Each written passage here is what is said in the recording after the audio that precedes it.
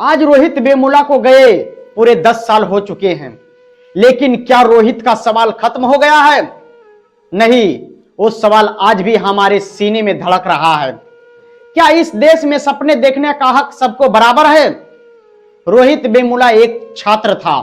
वो पढ़ना चाहता था, लिखना चाहता था, विज्ञान, समाज और इंसानियत को समझना चाहता था। वो इस देश को बेहतर बनाना चाहता था, लेकिन सवाल यह है कि क्या इस व्यवस्था को एक दलित का आगे बढ़ना मंजूर नहीं था?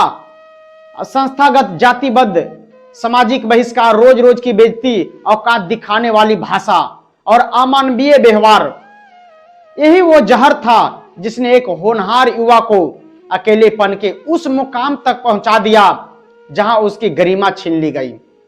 जी हां दोस्तों, और आज 10 साल बाद हम खुद से पूछते हैं, क्या दलित युवाओं की हकीकत बदली है?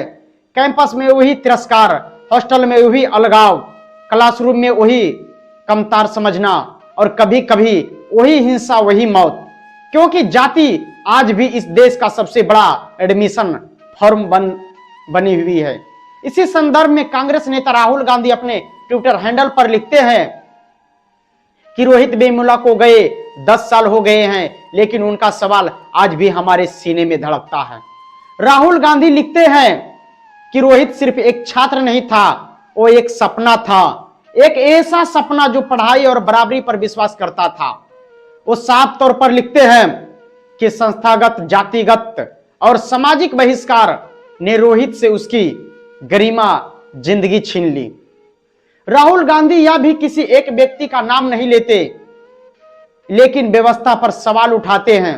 वो कहते हैं रोहित वेमुला एक्ट कोई नारा नहीं है, बल्कि एक जरूरत है, ताकि शैक्षणिक संस्थाओं में जातिगत भेदभाव अपराध माना जाए, दोषियों पर सख्त कार्रवाई हो और किसी भी छात्र को उसकी जाति के नाम पर तोड़ने, चुप कराने या बाहर निकालने की छूट खत्म हो। राहुल गांधी यह भी बताते हैं कि कर्नाटक और तेलंगाना में कांग्रेस की सरकारें इस कानून को लागू करने की प्रक्रिया में है, यानी यहां बात नीति, कानून और संसद की हो रही है। वही दूसरी तरफ भीम आर्मी प्रमुख चंद्रशेखर आजाद अपने ट्विटर हैंडल पर भी लिखते हैं कि भाई रोहित वेमुला की शहादत को सत सत नमन।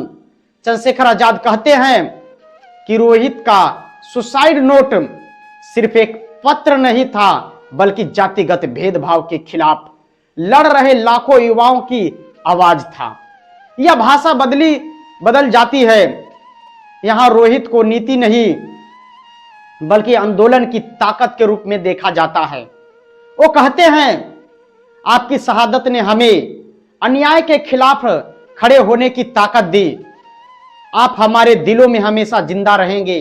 अगर दोनों बयानों को साथ रखे तो एक तरफ कानून और व्यवस्था की बात है और दूसरी तरफ संघर्ष, भावना और प्रतिरोध की, लेकिन लक्ष्य दोनों का एक है, दलित युवाओं को इंसाफ। आज यह लड़ाई सिर्फ संसद की नहीं है, यह लड़ाई कैंपस की है, यह लड़ाई युवाओं की है, यह लड़ाई हमारी आपकी है। दलित युवाओं से अपील है, आवाज उठाइए, संगठन बनाइए, एक दूसरे के साथ खड़ा रहिए। मांग कीजिए रोहित वेमुला एक्ट लागू हो, एंटी डिस्क्रिमिनेशन कानून चाहिए। हम एक ऐसा भारत चाहते हैं जो न्यायपूर्वक हो, न्यायपूर्ण हो, मानवीय हो और सम्मान हो, जहां किसी दलित छात्र को अपने सपनों की कीमत अपनी जान से ना चुकानी पड़े। रोहित, तुम्हारी लड़ाई अब हमारी जिम्मेदारी है। आप देख रहे थे अमर दृष्टि न्यूज, सच के साथ। धन्यवाद।